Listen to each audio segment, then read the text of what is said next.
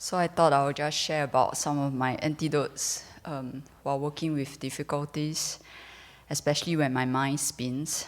I call it a tornado because whatever we feed, it just keeps spinning, and then it harms ourselves, it harms others. So sometimes when I think of it this way, it helps to decrease that kind of spinning mind because I don't want to harm anyone. But when it spins too quickly, I know it doesn't work, so I have to change another antidote. So when it spins too quickly, my mind gets really tight. I feel frustrated many times, and I have this tendency to keep bottling things and just try to work it out on my own, bang my head and try to figure things out. So that's my way of doing it. So I realized it doesn't work. So a situation came up recently, and I probably give people the projection with regards to others suffering, that I don't care, I'm pretty indifferent, I'm very cold. But actually, for people who know me, they call it, in Chinese it's called 嘴硬心软, means you have this very foul mouth and very cold, but you hide a very soft heart within. It's a way of kind of protection. So we all have been in difficulties before, and if I know what it's like, why would I want anyone to go through the same pain? So that was actually what I feel.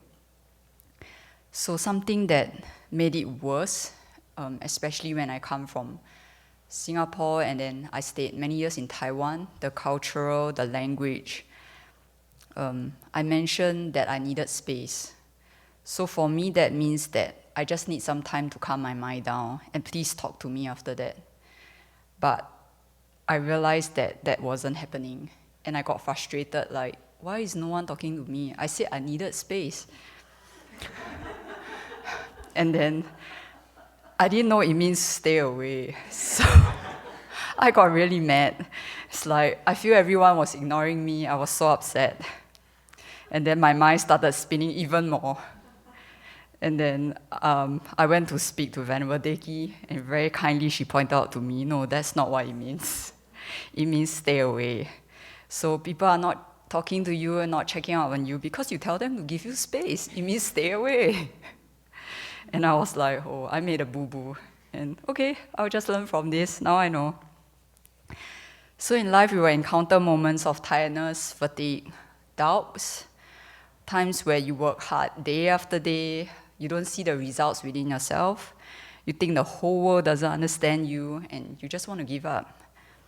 And sometimes it's just things from the past that triggers the feelings. But catching the mind, I could see that I was no longer reacting the same way. The causes and conditions now are different. I'm more in control with how I think and act. So one of the ways I think was how precious this human life is. The amount of virtue we have done in this life, do I really want to waste it? It was said that the mind is more drawn to negative than positive. So to have this human life, how much work we have to put in to direct the mind to positive and virtue. We can think of the good times we did, all the virtuous deeds, having ethical conduct, being kind to others, and then we can make use of this good heart, the Buddha nature that we all have.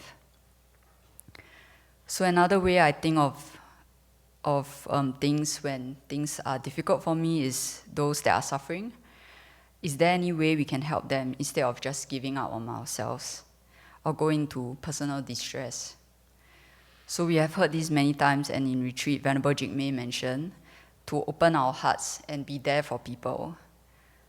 So I think of the times before I met Buddhism, my rebellious mind was filled with anger and often being oppositional to seek attention instead of being compassionate. So if you tell me to go right, I will want to get your attention, I will deliberately go left. So that was how my mind worked before I met Buddhism. So throughout these years, when my rebellious mind was acting out, there are kind people who treated me with compassion. They opened their hearts to me, and because they are so kind, I can't bear to hurt them. So in return, I want to repay their kindness by cooling their anger down. And I don't want to waste their kindness towards me. But as a monastic now, I don't think I could use that kind of same way of repaying the kindness. We live in a different lifestyle, we live in a different way. So I think of ethical conduct, my precepts, and just telling myself sometimes, I want to be a good monastic. So if the difficulties are small, it's easier to work with. But when I'm overwhelmed and I try to use Tonglen, it doesn't work at all. So sometimes nothing works. So how? So I just need to do some meditation, just breathe, calm down, and look back at the road I've traveled. How far have I gone? The process might be slow. I've fallen many times, but I'm still moving forward. So for me, it's that heart that wants to benefit, that passionate heart that keeps wanting to go and work and willing to work hard for the Dharma. So this original motivation and heart is real and it's very powerful. So it's not something that everyone can do and sustain in. And I find joy in cultivating virtuous mental states, so that's what keeps me going. So I remind myself that this is the nature of samsara and try to use this situation to develop my renunciation. Being out of samsara is not a place, it's not the Abbey, it's not the outside, inside world, it's this state of mind. And knowing what it feels like, I want to help others to do the same, because we are all equal.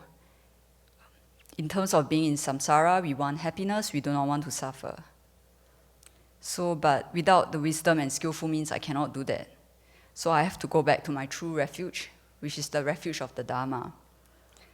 So in order for the Dharma to enter, I need to loosen my mind. I need to make space for it to enter. So once there's this space there, I trust that the antidotes will start working again.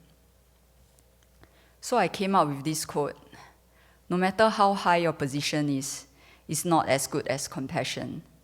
No matter how beautiful your appearance is, it's not as beautiful as a good heart.